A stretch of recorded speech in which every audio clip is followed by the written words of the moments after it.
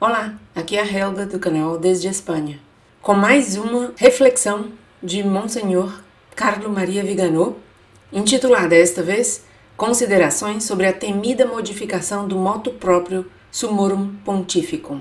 Para quem não sabe, esse motu próprio Summorum Pontificum é da lavra de Bento XVI, do Papa Bento XVI, no ano de 2007. É uma carta apostólica em forma de motu próprio, como já dito, e eu vou deixar o link para o acesso a essa carta apostólica na descrição deste vídeo. Vejamos, portanto, essa reflexão de Monsenhor Viganò. Considerações sobre a temida modificação do motu próprio Summorum Pontificum.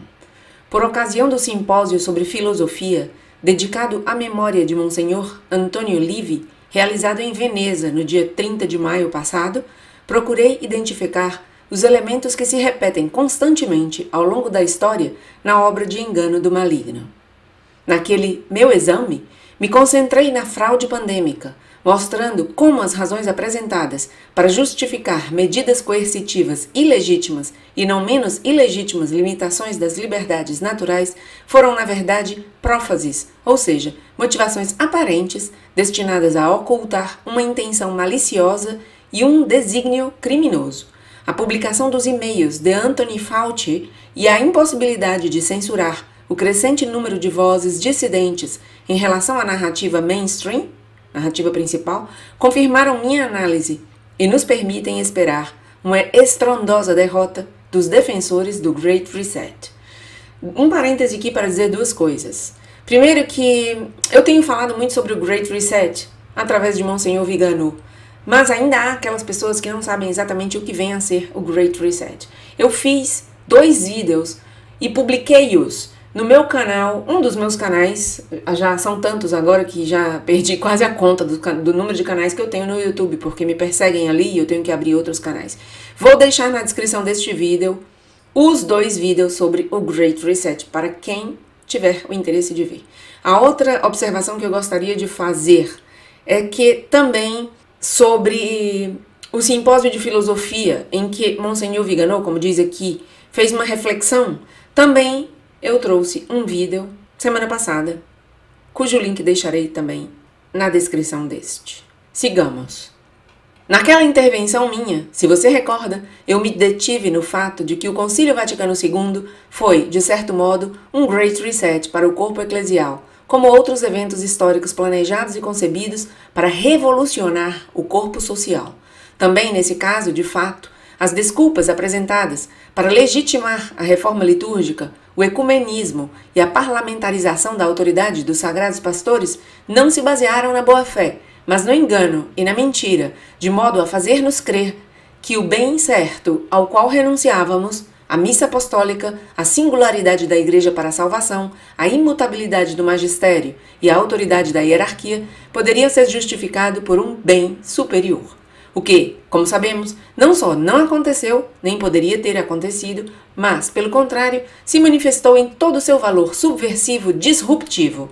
As igrejas estão vazias, os seminários desertos, os conventos abandonados, a autoridade desacreditada e pervertida em tirania, em benefício dos maus pastores ou tornada ineficaz para os bons. E também sabemos que o propósito deste reset, desta devastadora revolução, foi, desde o início, iníquo e enganoso, mesmo que camuflado de nobres intenções para convencer os fiéis e o clero à obediência.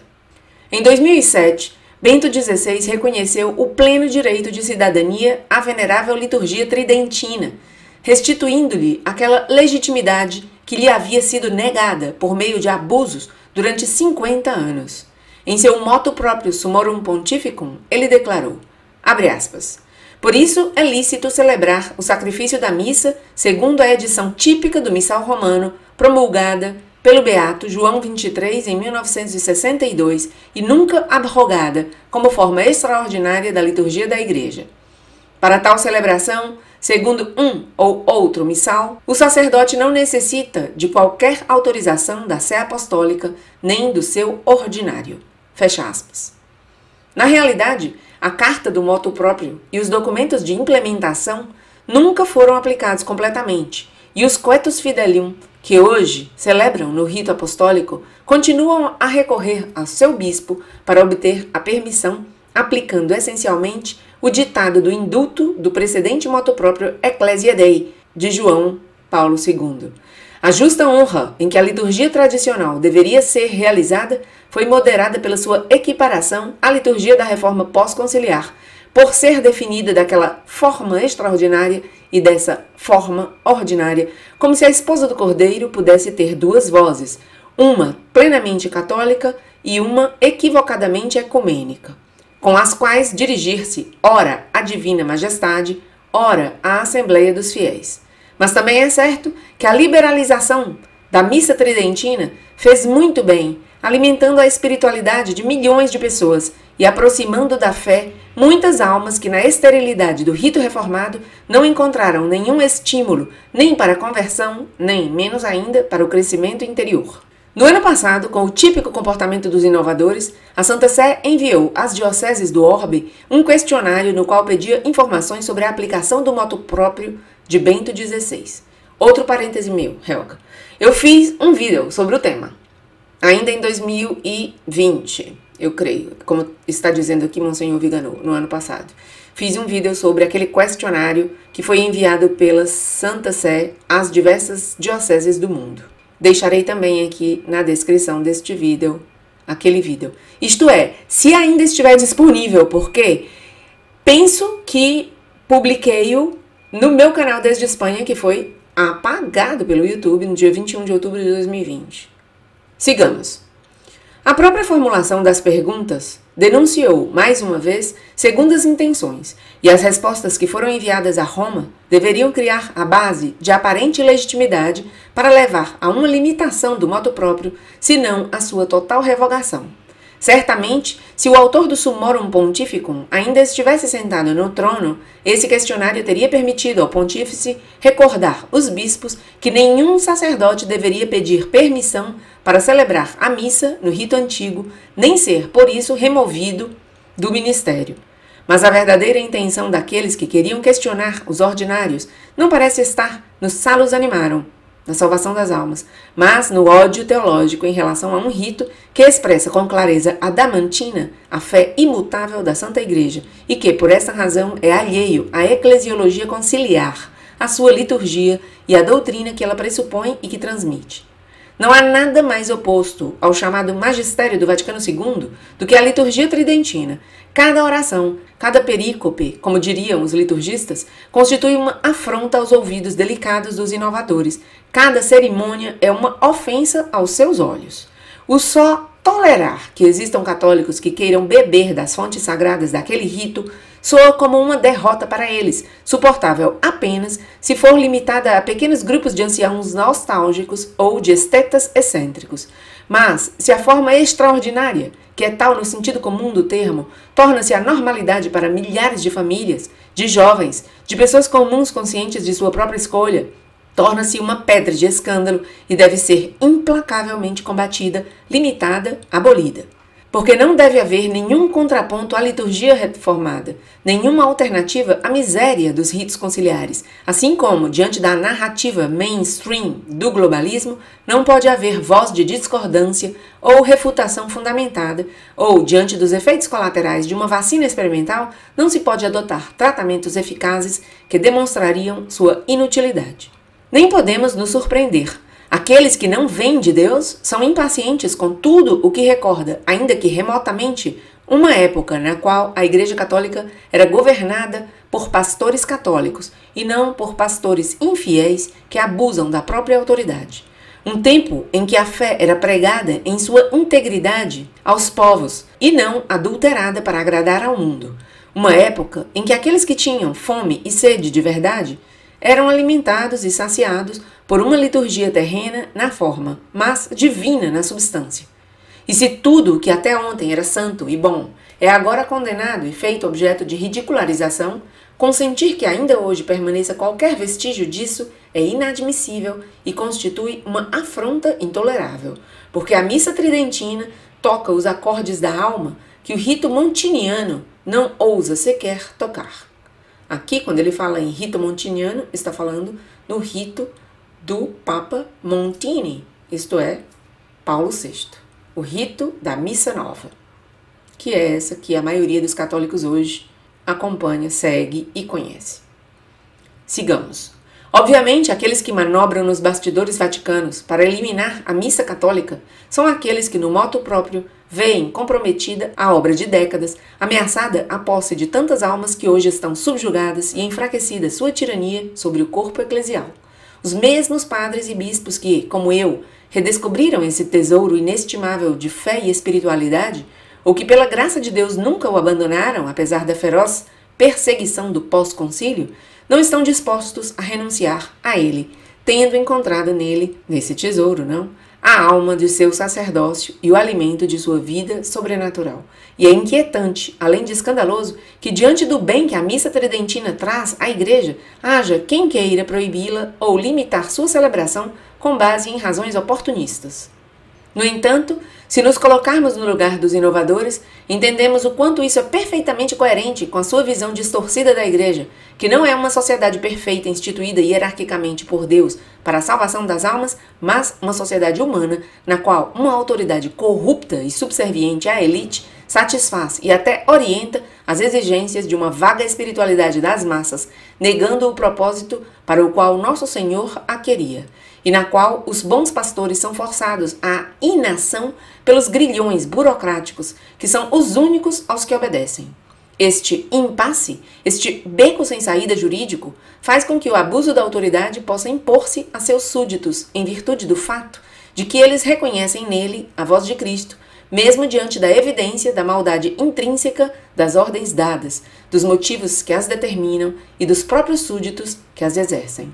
Por outro lado, mesmo na esfera civil, durante a pandemia, muitos obedeceram a normas absurdas e prejudiciais porque lhes haviam sido impostas por médicos, virologistas e políticos que deveriam importar-se com a saúde e o bem-estar dos cidadãos. E muitos não queriam acreditar, mesmo diante da evidência do projeto criminoso, que eles poderiam desejar positivamente a morte ou a doença de milhões de pessoas.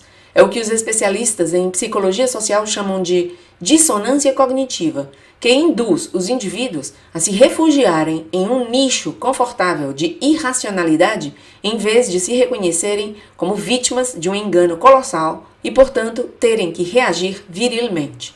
Não nos perguntemos, portanto, por qual motivo, diante da multiplicação das comunidades ligadas à antiga liturgia, do florescimento das vocações quase exclusivamente no âmbito do motu próprio, do aumento da frequência aos sacramentos e da coerência da vida cristã daqueles que o seguem, deseja-se conculcar, vergonhosamente, um direito inalienável e obstaculizar a missa apostólica. A pergunta está equivocada e a resposta seria enganosa. Perguntemo-nos, pelo contrário, por qual motivo os hereges notórios e os fornicadores sem moral deveriam tolerar que seus erros e sua deplorável conduta de vida sejam questionados por uma minoria de fiéis e clérigos sem protetores, quando eles têm o poder de impedi-lo. Nesse ponto, entendemos bem que essa aversão não pode deixar de explicitar-se precisamente na eliminação do motu próprio, abusando de uma autoridade usurpada e pervertida. Mesmo nos tempos da pseudo-reforma protestante, a tolerância a certos usos litúrgicos enraizados no povo durou pouco, porque aquelas devoções pela Virgem Maria, aqueles hinos em latim, aqueles sons de sinos na elevação, que elevação nem eram mais, tinham necessariamente que desaparecer, sendo a expressão de uma fé que os seguidores de Lutero haviam repudiado. E seria absurdo esperar que pudesse haver uma convivência pacífica entre novus e vetus ordo, entre Novus Ordo e Vetus Ordo, entre a missa velha e a missa nova, não? Assim como entre a missa católica e a ceia luterana, dada a incompatibilidade ontológica entre eles. Considerando bem, a derrota do Vetus, esperada pelos defensores do Novus, é, quando menos, coerente com seus princípios, exatamente como deveria sê-lo a derrota do Novus pelo Vetus. Enganam-se, portanto, aqueles que acreditam ser possível manter juntas duas formas opostas de culto católico em nome de uma pluralidade de expressões litúrgicas, que são filhas da mentalidade conciliar, nem mais, nem menos que da hermenêutica da continuidade. Outro parêntese. A hermenêutica da continuidade é de Bento XVI e sobre isso Monsenhor Vigano falou bastante nos vídeos que eu trouxe ao meu canal, isso é, nas manifestações que eu trouxe em forma de vídeo ao meu canal, dentro do debate do Concílio Vaticano II. O modus operandi dos inovadores emerge mais uma vez nesta operação contra o motu próprio. Primeiro, alguns dos mais fanáticos opositores da liturgia tradicional lançam como provocação a revogação do Summorum Pontificum, definindo a missa antiga como divisiva. Depois, a Congregação para a Doutrina da Fé pede aos ordinários que respondam a um questionário, cujas respostas são praticamente pré-fabricadas. A carreira do bispo depende do modo em que ele informará a Santa Sé, pois o conteúdo do questionário também será conhecido pela Congregação dos Bispos. Então, descuidadamente, durante uma reunião a portas fechadas com os membros do episcopado italiano, Bergoglio diz estar preocupado com os seminaristas que pareciam bons, mas rígidos, e com a difusão da liturgia tradicional, sempre reiterando que a reforma litúrgica conciliar é irreversível. Outra vez, ele nomeia como prefeito do culto divino um acérrimo inimigo do Vetus Ordo, que se constitua em um aliado na aplicação das eventuais restrições.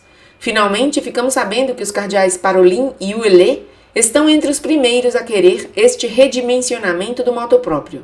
Isto, obviamente, leva os prelados conservadores, entre aspas, a apressarem-se na defesa do atual regime de coexistência das duas formas, ordinárias e extraordinárias, dando a Francisco a oportunidade de mostrar-se como um prudente moderador das duas correntes opostas e levando somente a uma limitação do Summorum Pontificum em vez de a sua total revogação. O que, como sabemos, foi exatamente o que ele se propôs a fazer desde o início da operação. Independentemente do resultado final, o Deus ex machina desta previsível peça é e continua sendo Bergoglio, pronto tanto para assumir o mérito de um gesto de clemente indulgência em relação aos conservadores, como para descarregar a responsabilidade de uma aplicação restritiva no novo prefeito, Monsenhor Arthur Rocher, e nos seus lacaios.